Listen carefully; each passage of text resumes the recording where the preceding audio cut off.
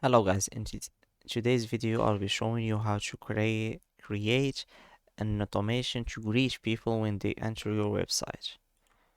So you head to the automation,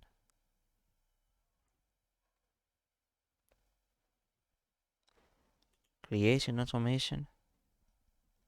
You already create the one to create customers. Now we thank them. Set up an automation to thank the customer for paying. So the same as greeting, the trigger, the action, and the timing, and you click here to add the message, another action to get an email or add label to the person. You can activate it from here. Thanks for watching. Don't forget to like and subscribe.